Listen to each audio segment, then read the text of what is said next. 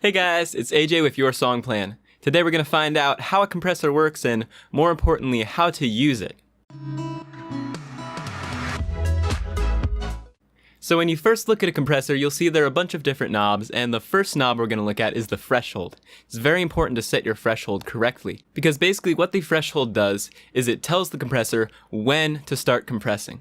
So if your threshold is set very high, the compressor will only catch the peaks of the audio and compress those. If your threshold is set very low, it will capture more of the audio and compress it. So as a general rule for setting your threshold, you want to set it so that it's capturing most of the peaks and leaving the quiet stuff, the quieter parts, alone.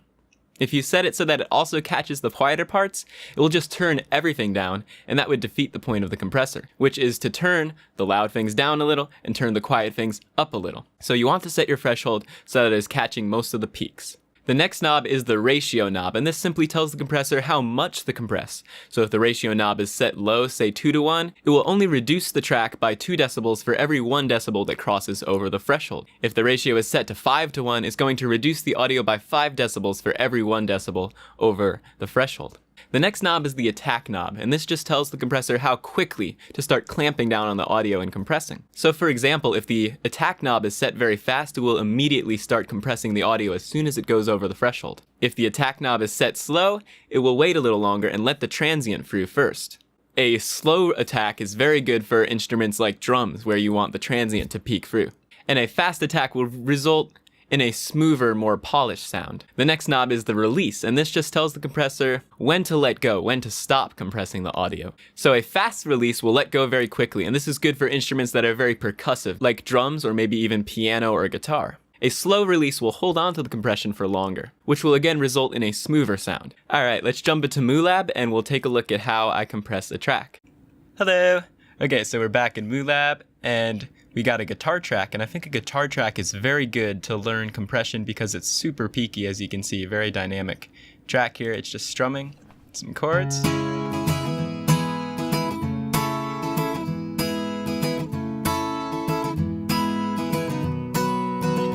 Alright, we're gonna slap the Focusrite Red Free compressor on and see what we can do.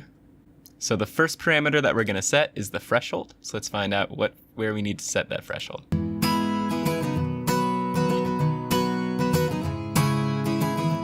So right now at -10, it's catching almost nothing. So we need to set it a little lower.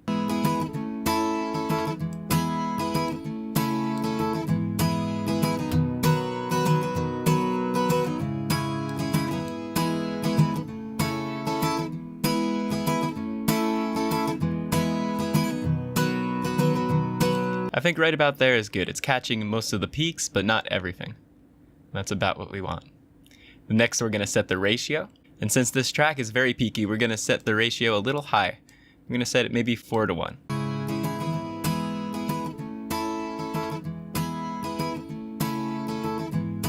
Okay, that's sounding a little too compressed. I'm going to back it up to 3:1.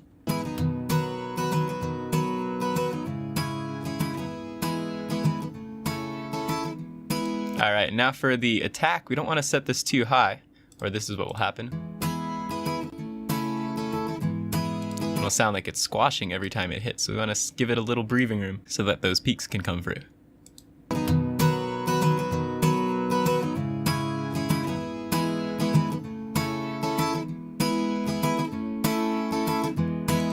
And since it's just the peaks that we want to turn down, we don't want to set the release too slow, or it's going to turn down the other parts of the track.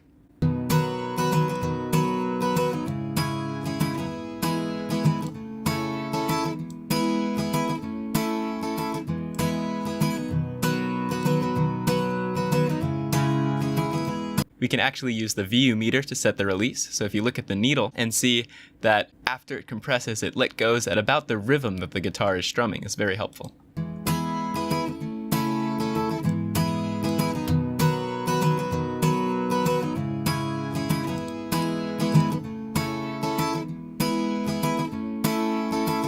Alright, and then just a little bit of makeup gain.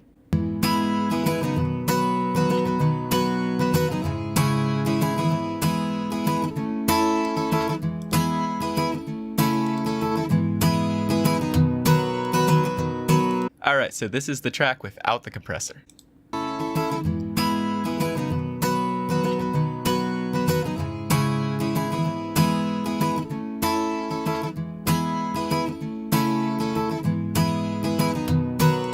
And this is the track with the compressor.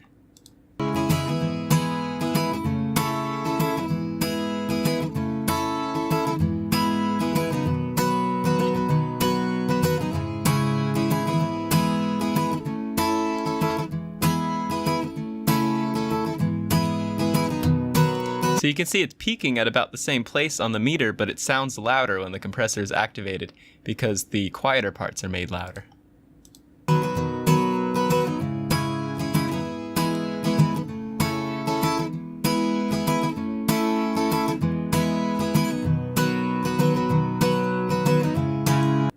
Alright, that is it. Thank you so much for watching. If you like this, please leave a like and subscribe. It would mean a lot to me, and I hope to see you soon.